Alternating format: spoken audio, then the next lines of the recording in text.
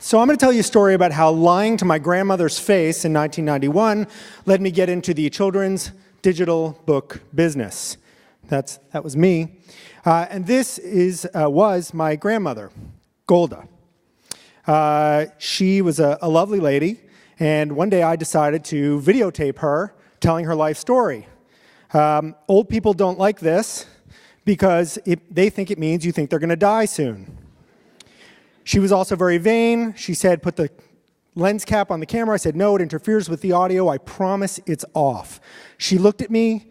This thing exchanged between us. She knew I was lying. I knew I was lying. We moved forward. And it started me on this path of documenting my family and getting inspired by the stories in my family. This guy on your right with the tie, that is my grandfather on my dad's side, Hillel Cooperman. Behind him is his dad. He emigrated to Western Canada when he was 12, started a business in the unfortunately named Regina.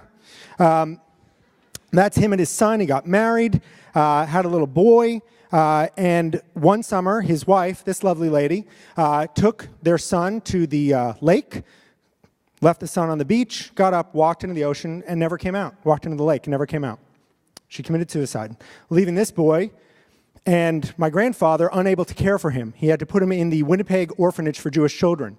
In the meantime, in Russia, this is my grandmother's family. Here she is.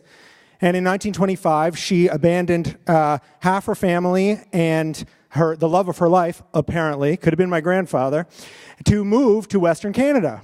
She was a nurse in Russia, and she migrated. Her name is Bella Cooperman. She migrated on this boat, the New Amsterdam, by the way. There she is. That guy with the newspaper or whatever he's holding is wicked happy. She went on this boat to Western Canada and became the head nurse at the Jewish Children's Orphanage in Winnipeg, Manitoba, where she, now again, this is all according to my uncle, so it's apocryphal, but it's cute, met my uncle as a little boy there, fell in love with him, and then decided, because of that, to fall in love with his father, my grandfather, Hillel Cooperman. So my grandmother, Bella, made a little family here with Harry and his son, Earl, and then they had my dad, Bernie, which I think you'll see a picture of in a moment. There's Bernie. I like showing naked pictures of my father to strangers because it embarrasses him. This is some psychological payback that I'll have to work out in therapy later, but I enjoy it, so please allow me that. Anyway, there's Bella and my dad with that sort of cool car. Very adorable. Look at his socks. That's some socks. Hot. All right, anyway, these are my grandparents. Remember my grandmother, Golda, who I lied to. Her husband is one of the two on the sides. I don't know which one because they're twins. They're a pretty unhappy bunch, the Jackson family. Not super attractive either, I would say, my great-grandmother. This is Jackson's Fish Market. Started way back when. The short guy with his back to the camera, I think, is my great-grandfather. Then this is many years later. Here we are, Jackson's Fish Market. Notice the carp. And again, my grandfather and grandmother eventually, Harry Jackson and Goldie Jackson, eventually ran this store for a while in Detroit, actually.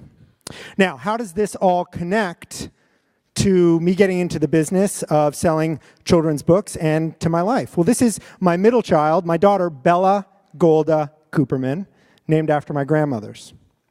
She's quite sweet. And these are my parents. There's the little naked guy. And my mom, Bernie and Diane, and they live in Maryland. And my kids live in Seattle. And I wanted them to be able to read bedtime stories to my kids. Here they are.